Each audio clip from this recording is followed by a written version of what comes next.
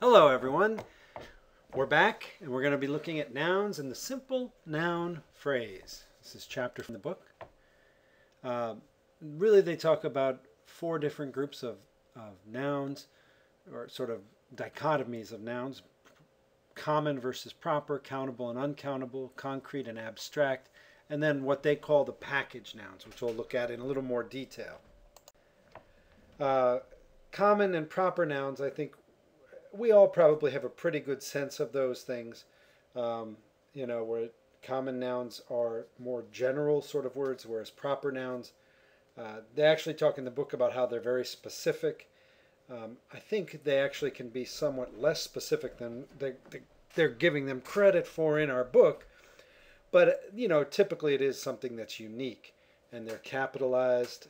There are a few things that do use the definite article the, like the Titanic, the New York Times, the United States. Another way to classify nouns is looking at countable and uncountable, which I think is a real issue for non-native speakers, because different languages have different ways of approaching this. And one of the things, especially, and they note this in the book, countable and uncountable nouns work great if you can sort of visualize the things and realize it's very difficult to count something. But, for example, a word like homework often gives non-native speakers trouble because they think, I should be able to count this. And in other languages that does happen in some. Another way to compare different types of nouns are the concrete versus the abstract. So concrete nouns are looking at physical things that you can see or touch. And abstract nouns look at events, times, all of those kinds of things, emotions. And one of the things they note, and I'm glad they do in the book, is that this is just meaning-based, purely semantic.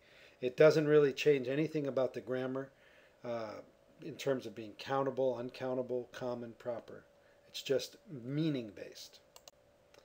And then there are the different types of package nouns, and we're going to look at each one of these individually. Collective nouns refer to groups, and they act just like other countable nouns. And some of these are more likely to occur with the of preposition, a group of people, a flock of birds, those kinds of things. Unit nouns take some sort of a mass or substance and cut it up into pieces. This is oftentimes one of the best ways to make uncountable nouns countable, by creating this unit noun.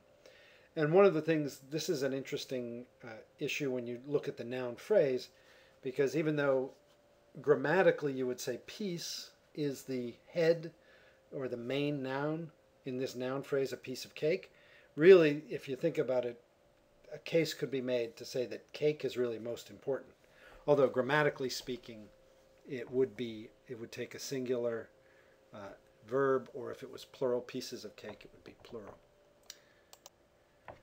And then there are those quantifying nouns, and it can be in terms of container, shapes, amounts, large quantities, those interesting words that end in full, like handful, pocketful. And then there are what they call species nouns that refer to a type rather than a quantity. So the types of, the sort of, the kinds of. And those can be followed by countable or uncountable nouns. And notice I've been using the word non-countable and uncountable. Sometimes they use the word mass nouns. And that's one of the things that in examining grammar you see that there is a disturbing variety in terms of terminology. So I want to just mention one of the things that they have in the book, that the nouns in academic writing, it's more common to see nouns in academic writing than, say, for example, in conversation. And one of the things that they note, and this is because this is a corpus-based grammar book, really when people are speaking in conversation, they use a lot more pronouns rather than nouns. Although there are some nouns that are frequent. And here's one of them, people. It's the most common noun used in conversation, and generally it's used in a non-specific way. Lots of people have done it wrong. People are always saying you should do this. And they also have the word thing is very similar. The first thing you have to do, the last thing I heard, the funny thing. Well, the thing is that I can't work the clutch, you know. And so these are things in conversation that are actually very important, but they become difficult when you're looking at in a sort of a more traditional grammar, because oftentimes traditional grammars focus more on the written language. And we can discuss whether that is a good thing or not, but it's certainly where a lot of it is now. If you have any questions, please let me know. And thanks.